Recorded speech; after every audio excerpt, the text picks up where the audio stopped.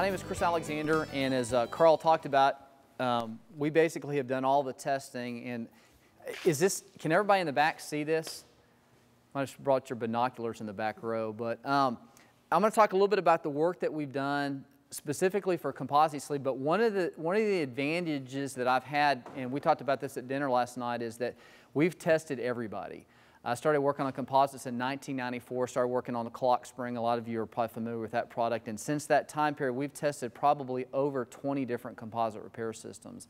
And SoCal is actively involved in, we've got a program called PRCI, and some of the money that SoCal has in organizations like that, we're actually testing composite materials. So what you're going to see in this presentation is you're going to see composite sleeve data. In other words, how have they done, but how are they doing compared to the composite technology? So that's one of the advantages that we have at this point. In other words, 15 years ago, if Carl had come to me, and those of you that know Carl, he's always got ideas. I mean, every time we get together, he's got some new idea he's going to try. We wouldn't have known how good that system performed until we had really something to compare it to. So, and if you've got questions about this whole process, please stop me. I know it's being filmed, but you know, if you've got a question, let's go ahead and talk about it as we're going through the presentation, because one of the things that happens when I listen to people speak is by the time they've got to the end of their presentation, I may have forgotten what the question was. So, okay, so here's kind of the overview of what we're going to talk about. We're going to talk a little bit about, there's actually an industry standard called PCC2. It stands for Post-Construction Committee. And there's actually a standard that's out there that basically governs composite repair. So we'll talk a little bit about that.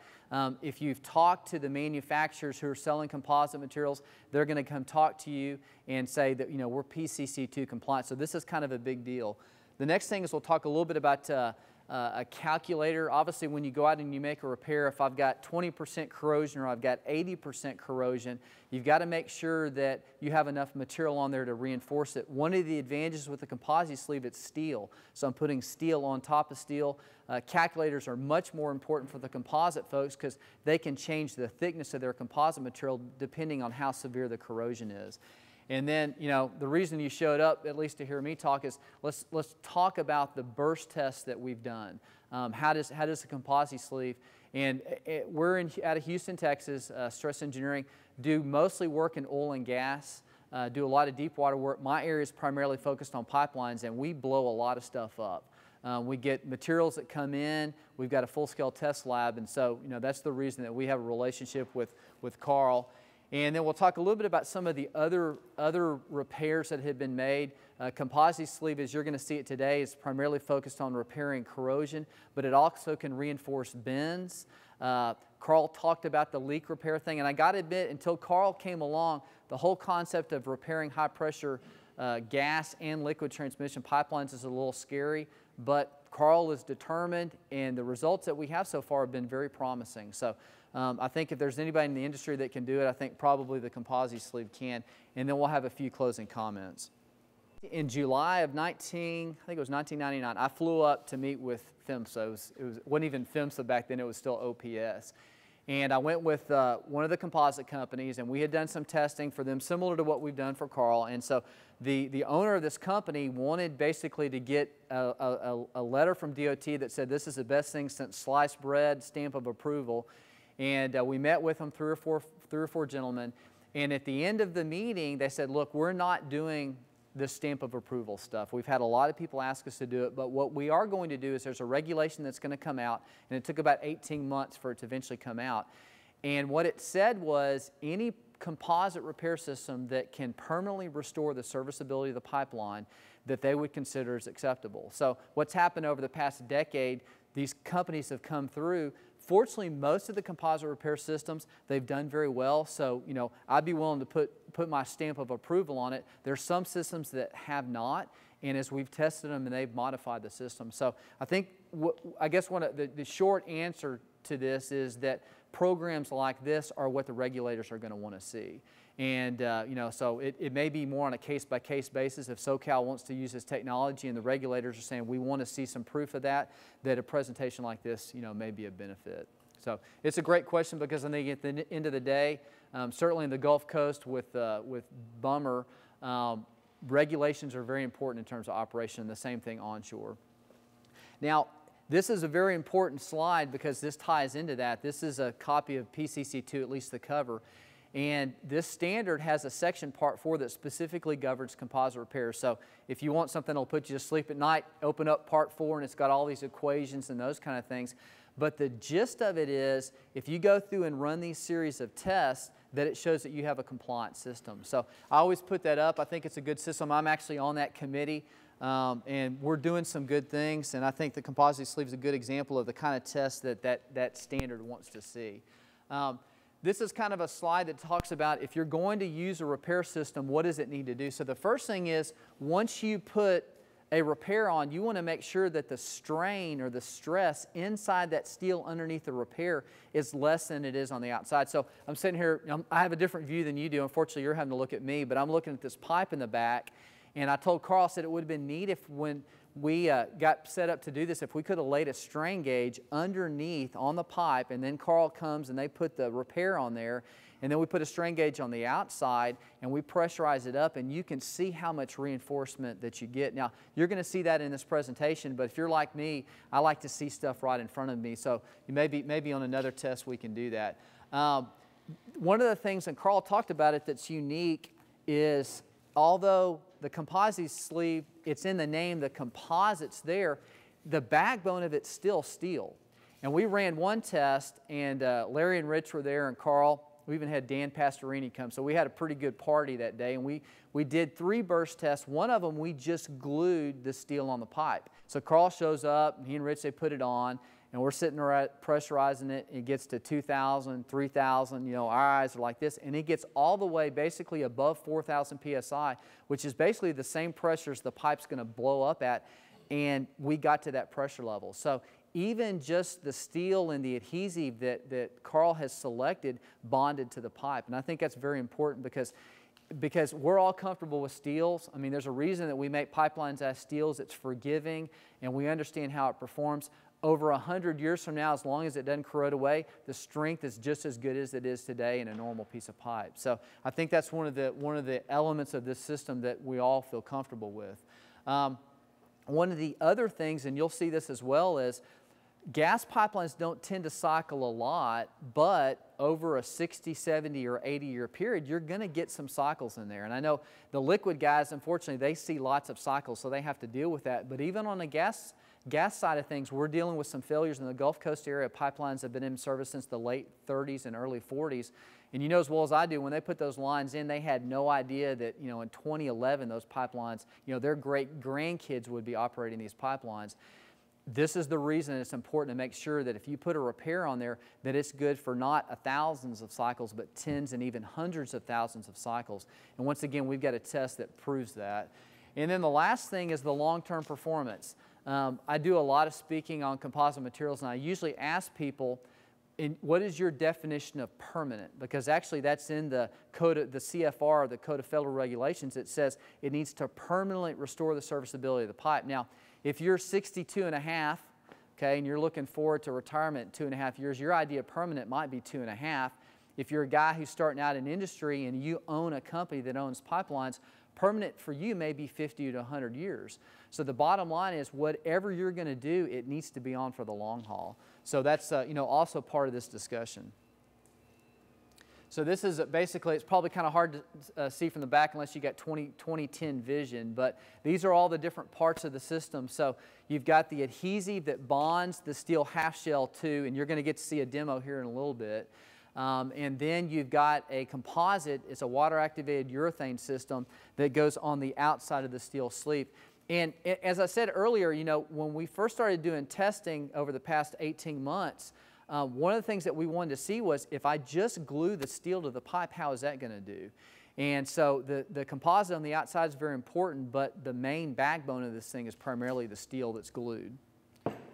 And you'll understand this much better by the end of the day, that's for sure. And this is a calculator, and I'm not going to bore you with all the details. One of the things that Rich and Carl and Larry wanted to point out, we've made, I think, 75 copies of a very detailed report. It looks like a PhD dissertation that has everything you see here and lots of text that goes along with it. So this calculator is in that report. The only thing that really is going to change in this calculator is how thick is the composite. So we actually ran a test on a 12-inch pipe where we had one where we had 8 wraps, and then we had another one where we had 18 wraps. Of course, the crazy thing was the one that had 8 wraps did better than the 18. So it's, but the bottom line is you probably need a little bit of material on there just to kind of hold everything together. So let's talk a little bit about the tests that we've run. Back in about 5 years ago, we started trying to get a research program together for the industry at large. And I've been working with composites most of my career. It's kind of one of my passions. And I said what would be really nice is if we could get all of the manufacturers of these composite materials together and do kind of, I call it a consumer reports kind of test. You know, if you get consumer reports, you know, they compare Toyotas to Fords to Chevys. What if we could get all these composite companies and put them in the same test program? So it took a couple of years to get the thing together, but we eventually got, there's 13 manufacturers, and we're out of Houston, Texas, and we bought 90 acres north of town, and we basically buried 144 pipe samples. It's kind of like a farmer burying crops. So we put these in, and every year we go harvest a set of pipes and we blow them up. And they have different levels of corrosion, and you have different products. So at the end of the day, it's eventually going to be a 10-year program. So 10 years from now, we're going to have 10 years worth of data on how these different systems do, because up to this point, it's primarily been each manufacturer doing their own thing. So we're getting some really good data. Most of the systems are doing very well. We also cycle it during the year, pressure cycle, and we've had a couple of systems that have not done as well as they would have liked. So this whole next set of slides, these test samples are exactly the same thing that we have buried out in Waller. It's basically a 12-inch pipe, 375 wall, grade X42, and we machine off 75% of the wall. And then at that point, then we bring the manufacturers in. And for most of the composite folks, the things that change are they have different materials. We have e-glass, we have carbon, we even have a Kevlar company. And then they also change resins. Epoxy is very common. Most of us that do anything, you know, in our garage or in a shop, we're real familiar with epoxy. It's usually a 2-part. There's also a water-activated urethane that is actually used. The composite sleeve uses that. It's very, very convenient. When I first started testing that material, if you've ever broken an arm or something, you know, you go into the doctor and they wrap it and they spray this water on there. And I thought there's no way this stuff can be strong enough to repair pipelines. But the system that Composite Sleeve employs is a company called Pipe Wrap, and it's a very high strength material. And so, you know, these materials are in many cases as strong as the steel would be. And basically the two types of tests that we've run burst tests, but we've also run pressure cycle tests. So you'll see the results here. So this is a little schematic that shows what the sample looks like. The corrosion length is about 8 inches long. It's about 2/3 the diameter of the pipe. And as I said, it's 75% deep. And this is kind of a photograph. This is the kind of thing, if you excavated the pipeline and you got down in the ditch and you looked at this, you'd say, there's no way we're repairing that. This is a very, very severe piece of corrosion. But in a test lab environment, it's great. My general philosophy is if we're going to do stuff in the lab, we need to really push these materials to the limit. So, you know, what you're going to see here, you would probably not normally repair on a pipeline. You'd probably replace something like that. But the fact that we can get good test results with a corrosion this severe, you know, it gives me confidence as we go to the field. And one of the things that you see right there is you see those numbers. We actually lay strain gauges underneath the repair so that when we're pressurizing the sample, we see what kind of reinforcement that we get. So these are just some photographs. You know, one of the things that's really important, because we've tested, I think we've probably made about 250 of these samples. When we're comparing different competing technologies, we want to make sure the wall thickness is the same for everybody, because my great fear would be we'd have product A, they've got 80% corrosion, then we got product B that has 65% corrosion, and we're comparing these folks. It's an unfair comparison if we don't have a pretty tight machine tolerance. So you see there's a little bit of scatter, but in general it's probably about 75%. And these are some photographs. And the fact that you're going to get to see a demo today, you'll have a much better feel for this whole process. But basically, we take a piece of pipe, we sandblast it, we put our strain gauges on underneath before the repair is made. And then what you see here, one of the things that's very important is you've got an area that's been machined out, you've got to fill that area. And so there's a filler material that's placed in that area. And let's just talk about that for a second. If I don't do a good job filling that area, let's say I put bubble gum in there, when I pressurize that area, that section that's corroded is really going to get strained, versus if I have a very good filler material, as soon as it starts to pressurize, I'm going to transfer the load into the steel and the composite sleeve. So that filler material is probably one of the most important parts of this whole process.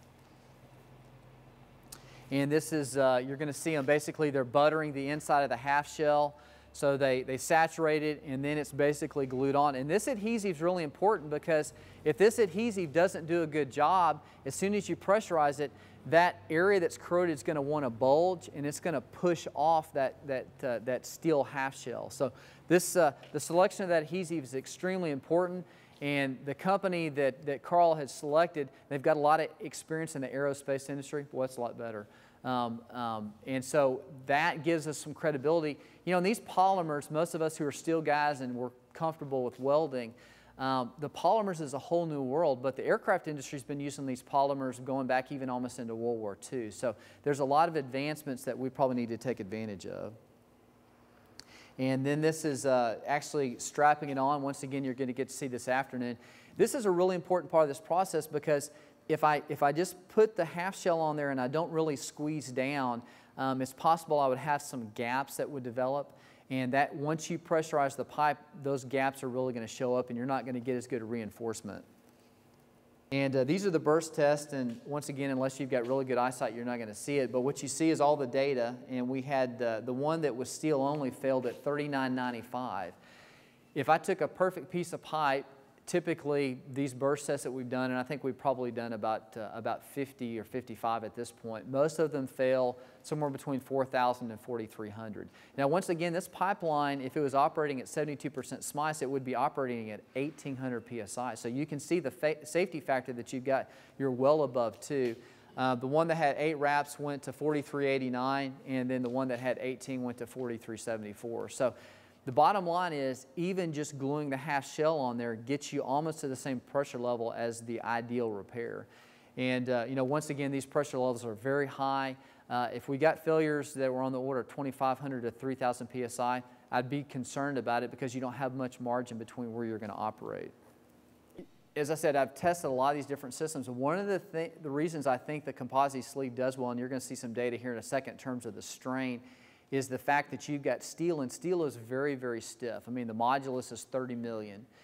Versus most of the composite materials, even if I've got a carbon system that's kind of a high grade, it's maybe 10 million. So that's a third as stiff. Most of the E-glasses that are out there, they're typically somewhere between 2 and 4 million.